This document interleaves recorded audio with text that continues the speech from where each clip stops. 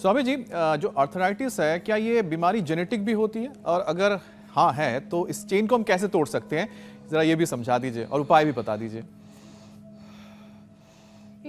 Genetic चैन को तोड़ने के लिए आरए फैक्टर हो, सीआरपी हो, अर्थराइटिस हो, वात रोग भी, जुवेनियल अर्थराइटिस छोटे छोटे बच्चों के बहुत बुरी हालत होती है।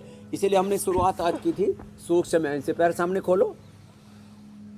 ये अर्थराइटिस भी जेनेटिक होता है, अस्थमा भी जेनेटिक होता है, लीवर किडनी की स्किन की प्रॉब्लम्स भी, यहाँ तक कि बवासीर की बीमारी भी जेनेटिक होती है, मोटापा भी, और स्ट्रेस, एंजाइटी, डिप्रेशन ये भी जेनेटिक होता है। तो देखो इन चीज अब आ गया तो चैन तोड़ने के लिए सबसे बड़ी बात है संकल्प। अपने मन में संकल्प करें, मैं स्वभाव से रोगी नहीं, क्या हूं बोलो, योगी। मैं स्वभाव से रोगी नहीं, योगी आत्मा हूँ, शुद्ध आत्मा हूँ, स्वस्थ आत्मा हूँ, पावन आत्मा हूँ। मैं राम कृष्ण बुद्ध महावीर का, गौतम कणाद जैमिनी पाणिनि पतंजलि का, मैं ऋषि मुनियों का वंशधर हूँ, मैं भगवान भगवती का यंत्र हूँ, प्रतिरूप हूँ। ऐसे जो विचार करते हैं ना और योगाभ्यास करते हैं तो फिजिकली, मेंटली, और जो जन्म जन्मांतरों से चला आ रहा संस्कार का, कर्माशय का, प्रारब्ध दोष का भी पूरा जो प्रवाह है वो टूट जाता है, उसको हम खंडित कर देते हैं। तो हमारा योग अखंड रहना चाहिए, योग प्रचंड रहना चाहिए। तो जेनेटिकली किसी को BP, sugar, thyroid, asthma, arthritis, सारे रोग जेनेटिकली भी होते हैं।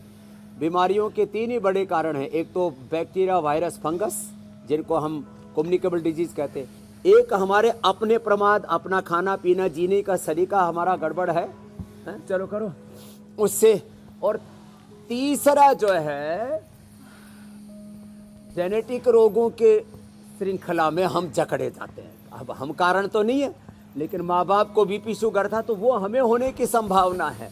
अब उसको टालने के लिए फिर हमको थोड़ा योग की मात्रा बढ़ानी पड़ेगी। कपालभाति आधा आधा, एक एक घंटा, अनुलोम विलोम आधा आधा, एक एक घंटा। चलो तो स्वामी जी, रोज योग करने की आदत तो आपने डलवा ही दी है, मुक्ति पानी है। अब जो लोग 15 मिनट योग करते थे वो आधा घंटा करने लगे, जो आधा घंटा करते थे वो 40 मिनट निकाल ले, हर रोज हमारे साथ योग करें। स्वामी जी, सूरज की रोशनी से विटामिन डी मिलता है, ये सब जानते हैं। हमारे इस कार्यक्रम ने तो लोगों को रटा दिया है कि सूरज आपको विटामिन डी देता है, लेकिन इसके बावजूद ये मुमकिन नहीं हो पाता है, क्योंकि सर्दियों में, और ख़ास तौर पर तो दिल्ली एनसीआर में जहाँ पर फॉग से ज़्यादा स्मॉग होता है, ये सूरज हमेशा इसी धुंध में छिपा रहता है।